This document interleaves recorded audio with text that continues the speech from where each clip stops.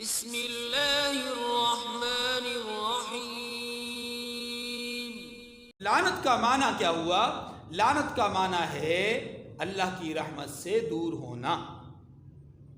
تو جو لوگ حق کو چھپاتے ہیں وہ اللہ کی رحمت سے دور ہو جاتے ہیں، کیونکہ دنیاوی نعمتیں انہیں میسر ہوتی ہیں جیسا کہ کفار کو بھی میسر ہوتی ہیں۔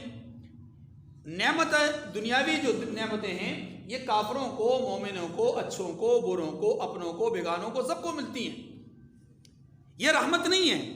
رحمت کس چیز کا نام ہے؟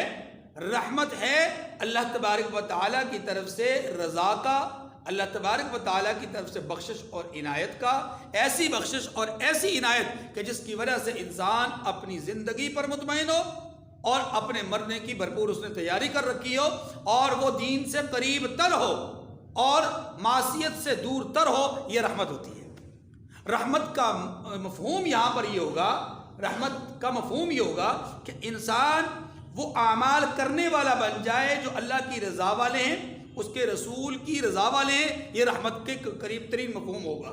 اور رحمت سے دوری کا معنی یہ ہوگا کہ یہ انسان اللہ کے احکامات سے دور ہو گیا، رسول کی تابعداری سے دور ہو گیا، لہذا یہ اللہ کی رحمت سے دور ہو گیا، یعنی اب یہ لعنت کا مستحق بن گیا۔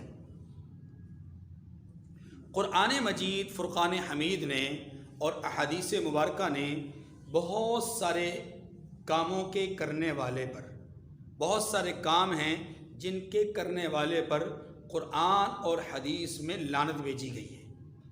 قرآن اور حدیث میں لعنت بھیجی گئی ہے۔ مثلا قرآن مجید، فرقان حمید نے، احادیث مبارکہ نے اس شخص پر لعنت بھیجی ہے جو سود خوار ہوتا ہے۔ سود کھانے والا، اس پر لعنت بھیجی ہے۔ شراب پینے والے پر لعنت بھیجی ہے۔ چوری کرنے والے پر لعنت بھیجی ہے۔ جھوٹ بولنے والے پر لعنت بھیجی ہے۔ عورتوں کی مشابہت رکھنے والے پر لعنت بھیجی ہے۔ اپنے جسم کو گندوانے والے پر لعنت بھیجی ہے۔ مسلمانوں کو نقصان پہنچانے والے پر لعنت بھیجی ہے۔ احکامات الہی کو چھپانے والے پر لعنت بھیجی ہے۔ بدعت کرنے والے پر لعنت بھیجی ہے۔ کافر کو اچھا جاننے اور سمجھنے والے پر لعنت بھیجی ہے۔ صحابہ کرام کو برا کہنے والوں پر لعنت بھیجی ہے۔ اسی طریقے سے کوئی آدمی پاک دامن ہو، عورت ہو یا مرد، اس پر الزام تراشی کرنے والے پر لعنت بھیجی ہے۔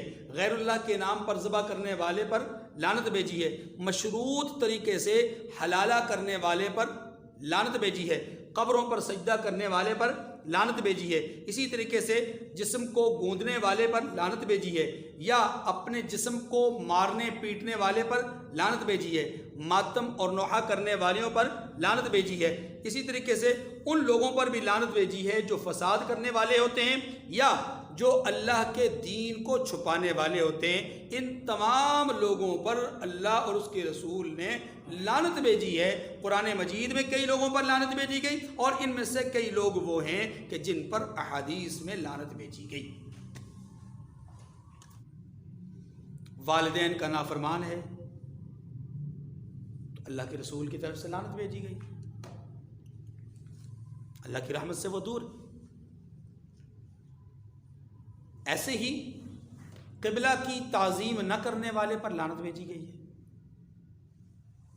شاعر اللہ کی توہین کرنے والے پر لعنت بھیجی گئی ہے۔ انبیاء علیہ السلام کی بے ادبی اور بے توقیری کرنے والوں پر لعنت بھیجی گئی ہے۔ جو لوگ حرام کھاتے ہیں ان پر لعنت بھیجی گئی ہے۔ تو یہ بہت سارے لوگ کہ جن پر اللہ اور اس کے رسول نے لعنت بھیجی ہے، تو اس کا مفہوم اور معنی یہ ہے کہ یہی وہ لوگ ہیں کہ جو اللہ کی رحمت سے دور۔ رسول اللہ صلی اللہ علیہ وسلم نے فرمایا، من سئل علما فکتمہ، جس سے دین کی رہنمائی کے حوالے سے کوئی سوال کیا گیا، کوئی مسئلہ پوچھا گیا، کوئی بات پوچھی گئی، اور وہ اس بات کو چھپا لے یا اس کی حق سمت کو چھپا لے، درست سمت جو ہے اس کو چھپا لے۔